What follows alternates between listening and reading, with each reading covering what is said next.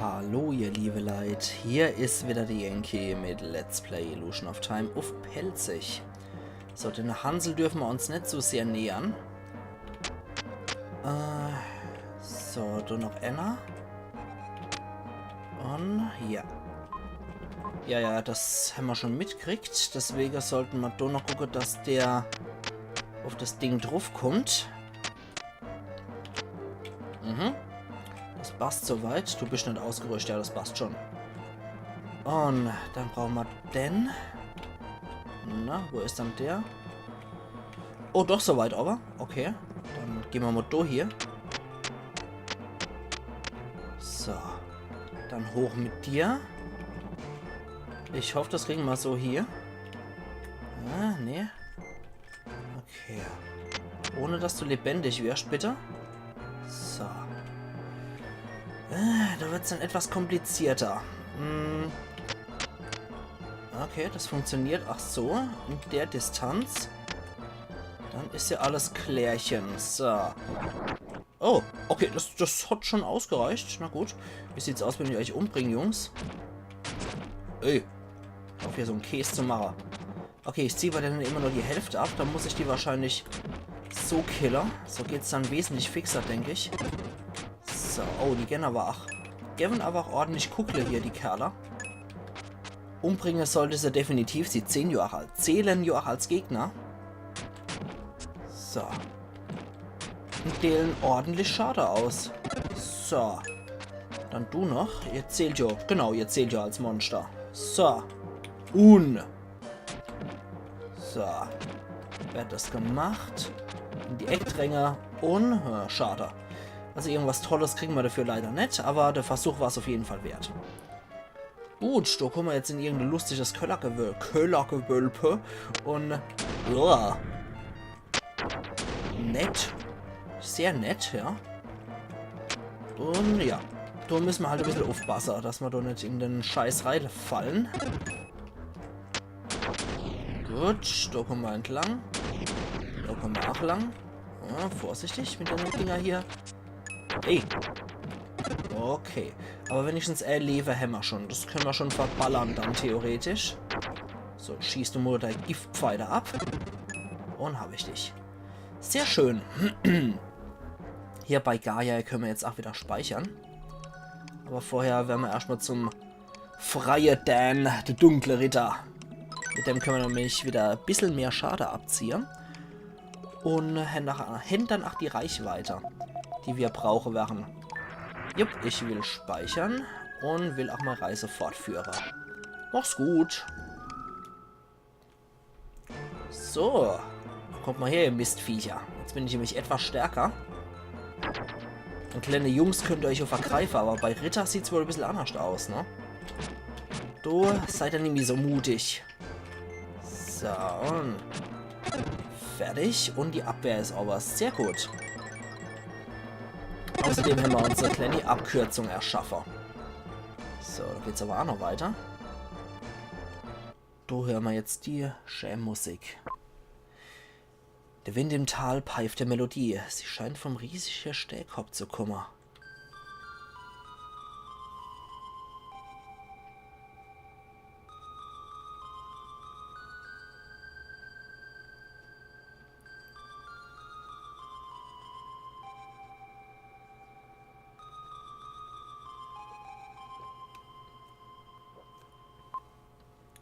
Du hast die Melodie des Windes gelernt. Sehr schön. Können wir gleich mal reingucken? Ja, genau. Es war aber nicht Minzgrün, es war doch, ja, normales Grün. Der Wind pfeift eine alte Inka-Melodie. Sehr schön. Die brauchen wir auf jeden Fall noch, diese Melodie. Aber vorher müssen wir da hier, wo wir mit dem Will nicht weiterkommen sind. Das heißt... da ist noch ein Abenteurer. Ein Abenteurer, der noch dem Inka-Gold gesucht hat. Er ist qualvoll in der Fall hier gestorben. Ja, super tot, ne? Absolut großartig. Aber wir müssen erstmal dorthin gehen. Ah ja, kein Wunder, dass wir hier nichts für die Gegner kriegen. Die spawnen ja auch wirklich bitter, weil man die eventuell gebrauchen könnte, weil halt mal was schief gehen könnte. So, dann gehen wir nochmal den ganzen Weg ganz normal zurück. Wir müssen ja ein bisschen was Verändere hier, genau. Das war's. Da kommen wir nämlich sonst nicht wahr. Als Willi. Und der kann auch seine telekinetische Kräfte, aber allerdings durch sein Schwert. Jetzt kommen wir darüber. Mhm. Was gibt's denn hier Schönes? Sieht ja nicht so aus, als ob hier noch irgendwas Tolles wäre. Ja, ein bisschen Blubber. Ein bisschen Glibberschleim.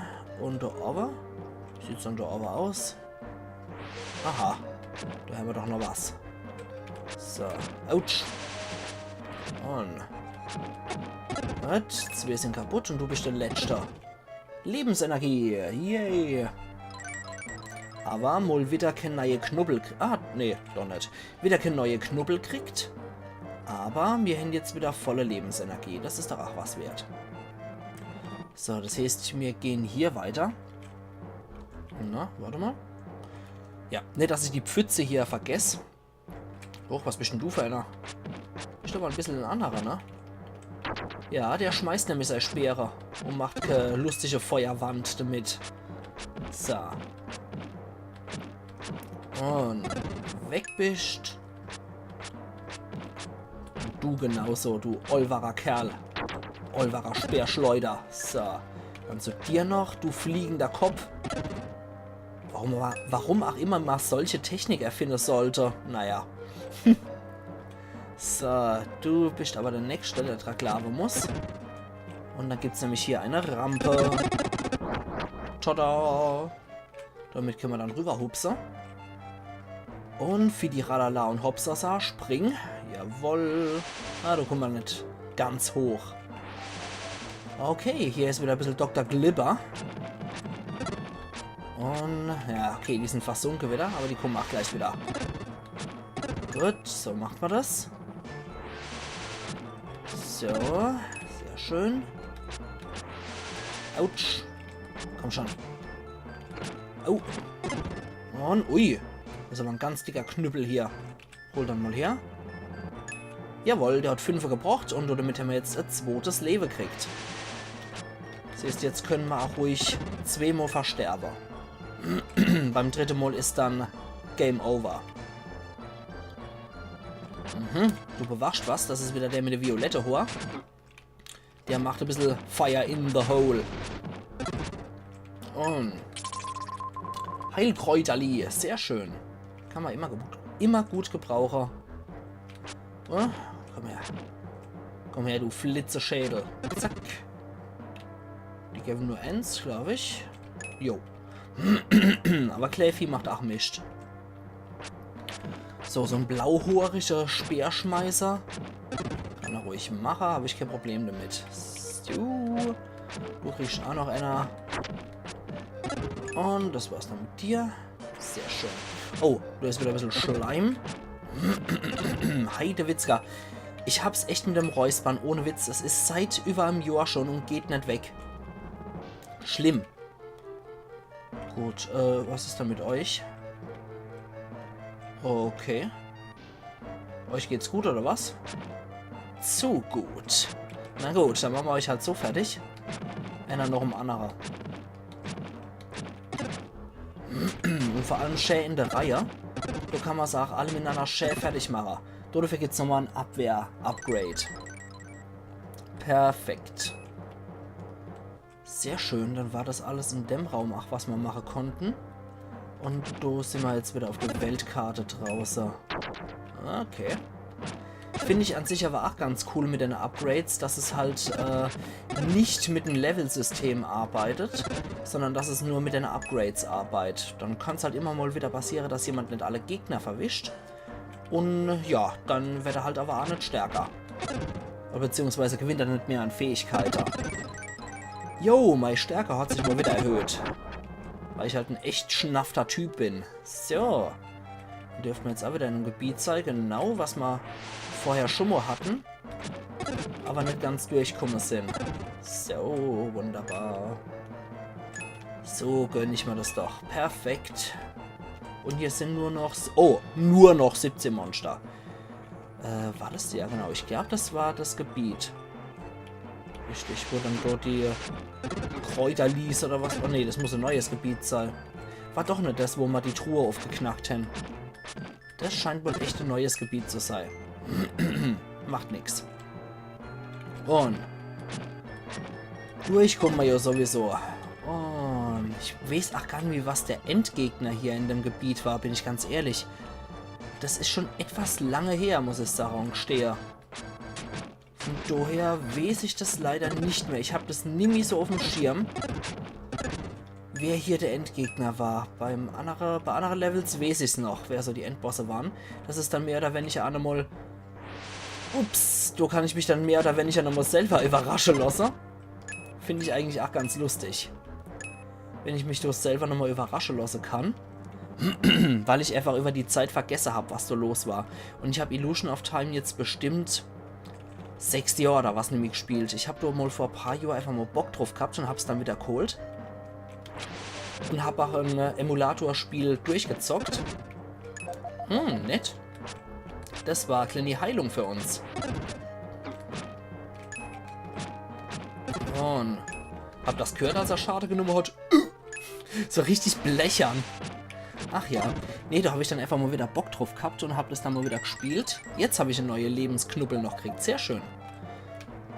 Ja, und den Spielstand von damals, den habe ich zugunsten von dem jetzigen Spielstand für unser Let's Play eigentlich aufgegeben. So, warte mal. Da war noch was, genau. Wo geht's dann hier lang? Aha. Ah ja, okay. Du findest eine Art Buch, Notiz über die Inkas. Sie hinterließen geschriebene Nachrichten, sondern nur Melodie. Ich hab's gepackt, die Melodie vom Wind zu entschlüsseln. Sie erzählt von einem Treffer im goldenen Raum. Okay, gut zu wissen. Das ist definitiv ein nettes Informationchen, was wir hier gekriegt haben. Ja, das war der Raum, genau. Da erinnere ich mich. Aber offensichtlich hab ich Knet gehabt, oder was? Ah ne, Quatsch, natürlich habe ich nichts verpasst. Da komme ich ja gar nicht dran. Ohne Flöte spielt es sich schlecht. Ja, das kann nur Will. Okay, da muss ich dann hier entlang gehen noch. Und ab dann ist es auch wieder Zeit, dass wir wieder unseren Willi spielen. So. Und was? Und ich noch. Und dafür kriege ich nochmal einen Stärkebonus. Perfektomat, oder? Saugeil. Södele. Aber ich finde die Musik eigentlich auch ganz cool, muss ich sagen. Die ist auch nicht zu aufdringlich, sodass sie noch in einer gewissen Zeit nervt. Ich finde eigentlich, die begleitet recht gut in die Sache. Ja, ich mag mich wieder in der Willi zurückverwandeln. Und mit dem kann ich nämlich die Melodie spielen. Da können wir immer noch sehen, ich glaube, vom Boss kann ich mich nochmal entscheiden. Aber das schauen wir dann. Ich brauche den auf jeden Fall, um bei der Rätsel weiterzukommen. Unseren Ritter mit dem langen Schwert hat jetzt auch seinen Dienst getan, indem er da das Ding niedergemacht hat, was sonst nicht erreichbar gewesen wäre für uns. Damit muss man halt auch immer rechnen im Laufe des Spiels, dass wir an strategisch günstige Orte unser Charaktere richtig einsetzen müssen. So, und wir haben hier von einem goldenen Raum erfahren, treffen im goldenen Raum und dann können wir jetzt hier auch die Melodie spielen. Dafür brauchen wir sie.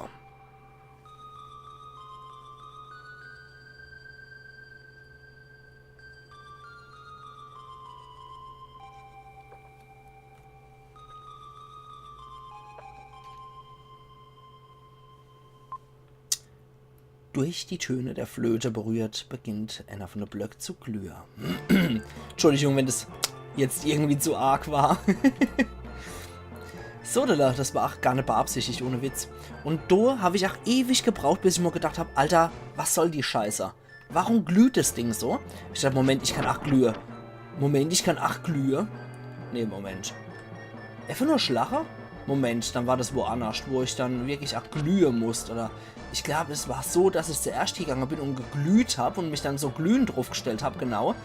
Und dann zum Schluss erst gekloppt. Es hat auf jeden Fall als Kind etwas gedauert, bis ich dort das Rätsel gelöst gehabt habe. Sehr zu meiner Schande, muss ich doch gestehen. Okay, hier kann ich nur Pause drücken. Da ist schon wieder das Sphäre-Portal. Und da müssen dann die Statuen, glaube ich, rein. Die Inka-Statue müssen hier rein. Ich bin mir nur nicht mehr sicher, welche wohin gehört. Machen wir doch mal die A-Statue hier. Mhm. Und dann die B-Statue auf der anderen. Wir werden ja dann schon sehen, ob es richtig ist oder nicht. Und zack. Dann machen wir mal drauf. Scheint ja wohl zu passen. Was, wie ist das Geräusch? So, von da kommen wir, ne? Ich glaube, von da kommen wir. Und dann müsste das Ding als Teleporter oder was aktiv sein. Naja, wir gehen auf jeden Fall nochmal rein. Weil der Endboss dürfte nicht mehr lang auf sich warten. Werden wieder zu dir. Der reißt dann doch ein klein bisschen mehr Schade. Deswegen nehmen wir den. Wasserstand verrotschlägt Gaia. Ein gigantischer Gegner wird sich dir entgegenstellen. Verletzten schießen Lichtstrahlen aus seinem Kopf. Versteck dich hinter ihm, wenn du verletzt bist. Okay, probieren wir das doch gleich mal aus. Und... So.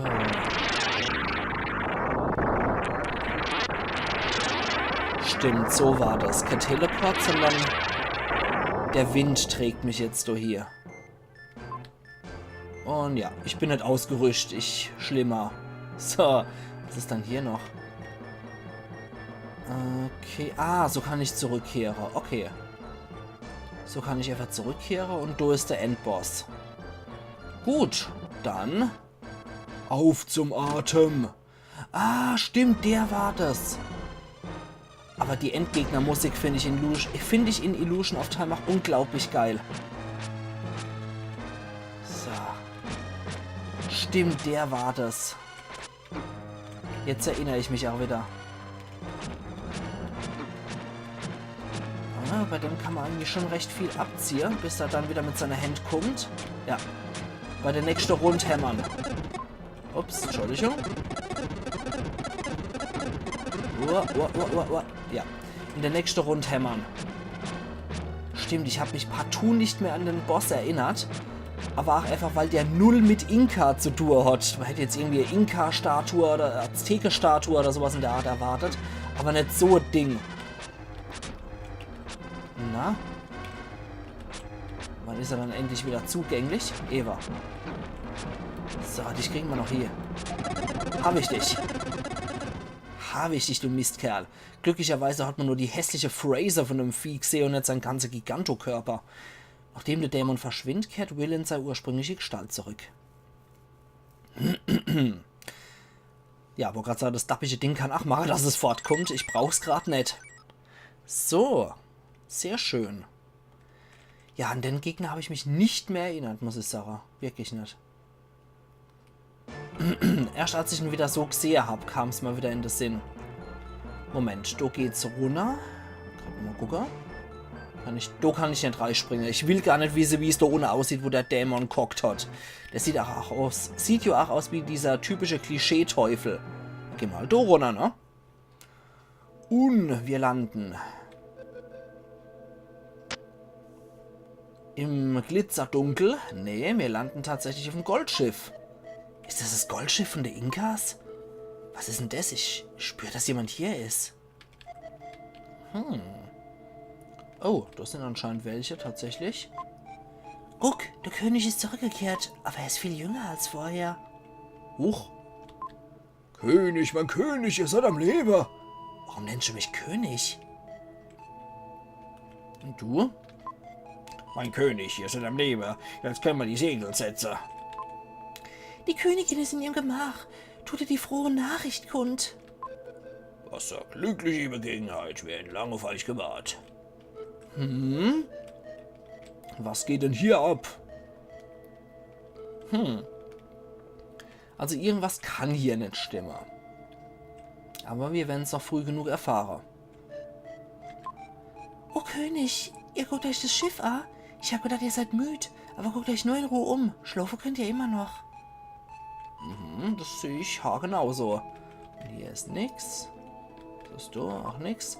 Durch die Dunkelheit scheint ein helles Licht, was vom Höhleeingang kommt. Als das Schiff sein Segel setzt, wird das Licht zum Zeichen erreichter Freiheit. Wenn du das sagst, scheint es wohl zu stimmen. Ah, da ist ja die Königin. Noch immer trägt die Königin den Ring, den sie einst vom Selemol zum König gekriegt hat.